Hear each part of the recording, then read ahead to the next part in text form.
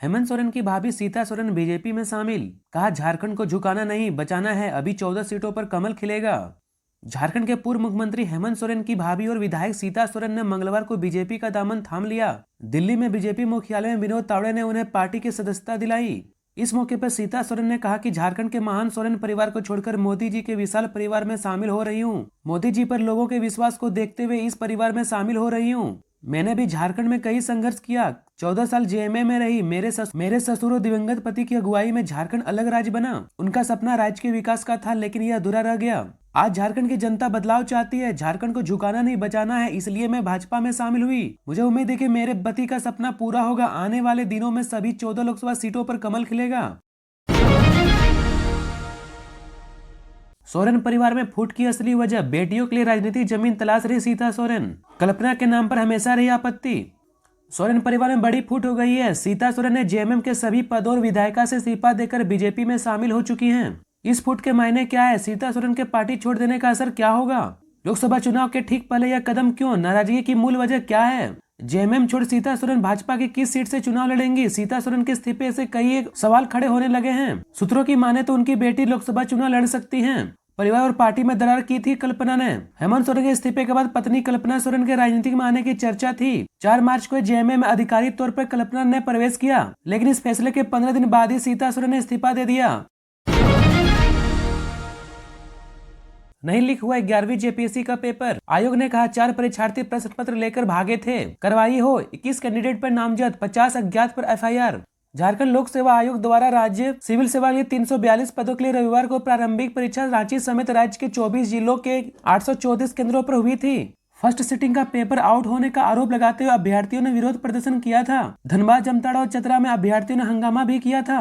परीक्षा समाप्त होने के बाद आयोग ने प्रश्न पत्र लीक मामले को लेकर सभी उपायुक्त से रिपोर्ट मांगी थी। यह रिपोर्ट आयोग को मिल गई है। रिपोर्ट के मुताबिक परीक्षार्थी जिस मुद्दे को लेकर कई केंद्रों में हंगामा किया हुआ निराधार है। किसी भी जिले के परीक्षा केंद्र से प्रश्न पत्र लीक नहीं हुआ। प्रश्न पत्र और ओएमआर सीट का खुला मिलने को लेकर आयोग का कहना है कि इसे हर परीक्षा केंद्र पर सेंटर हेड, मजिस्ट्रेट और परीक्षार्थी के सामने वीडियोग्राफी कराते हुए खोला गया।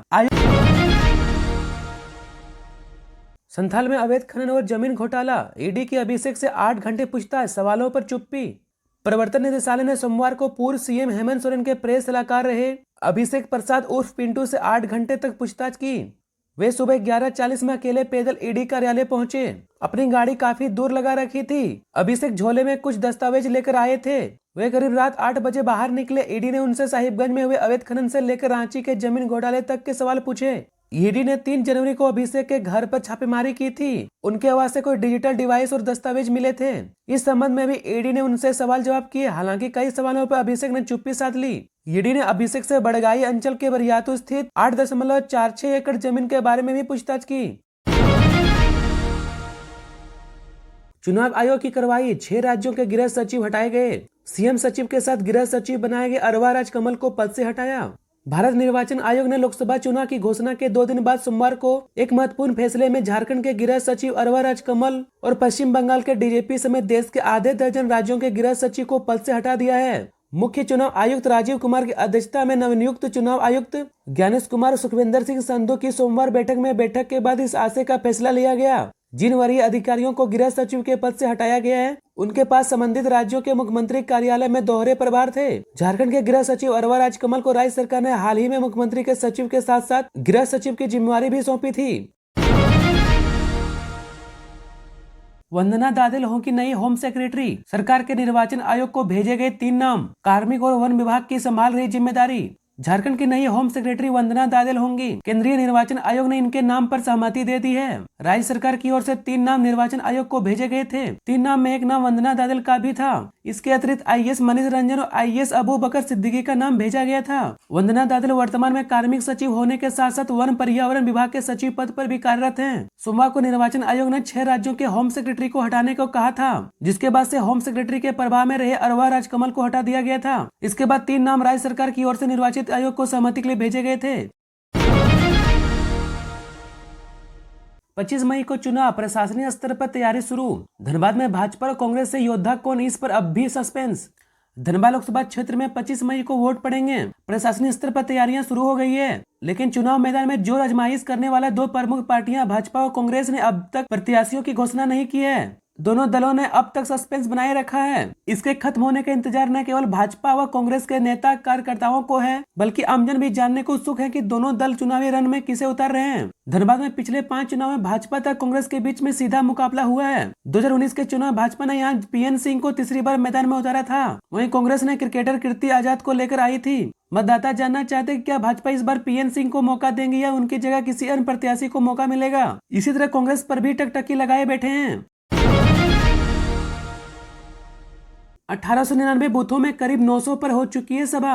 आदिवासी अस्मिता पर खतरा बताकर झामो करा दुमका के गांव में कुल्ही दुरपा।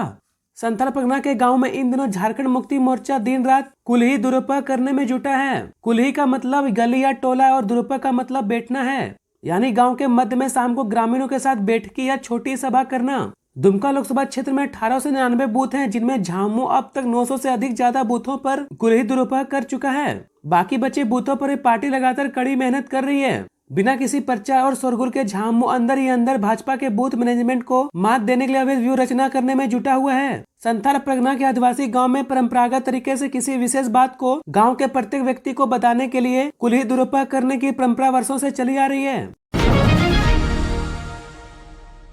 राजमहल सिंहभूम ऐसी सीट है जहां सबसे कम उम्मीदवार का रिकॉर्ड। 2009 में सबसे ज्यादा 249 प्रत्याशियों ने लड़ा था चुनाव। धनबाद से 32 चुनावी मैदान में थे। लोकसभा चुनाव में झारखंड के 14 लोकसभा सीटों पर प्रत्याशियों की संख्या घटते बढ़ती रहती है। पिछले 4 चुनावों के आंकड़े देखें तो कुल 885 प्रत्याशी चुनाव मैदान में उतर चुके हैं। 2009 में सबसे ज्यादा 249 उम्मीदवारों ने चुनाव लड़ा था। इस चुनाव में सबसे अधिक 32 प्रत्याशी धनबाद से थे। इस तरह से 2004 में सबसे कम 182, 2014 में 225 और 2019 के चुनाव में 229 प्रत्याशियों ने किस्मत आजमाया था। बात लोकसभा सीटों की करें तो 4 चुनावों में सबसे ज्यादा 102 प्रत्याशी धनबाद और इसके बाद रांची से 93 और जमशेदपुर से 80 उम्मीदवारों ने चुनावी ताल ठोका था। राजमहल और सिंहभूम ऐसी सीटें हैं जहां 4 चुनाव में सबसे कम उम्मीदवार का रिकॉर्ड है। 2004 के लोकसभा चुनाव में इन दोनों सीटों से 8 प्रत्याशी थे।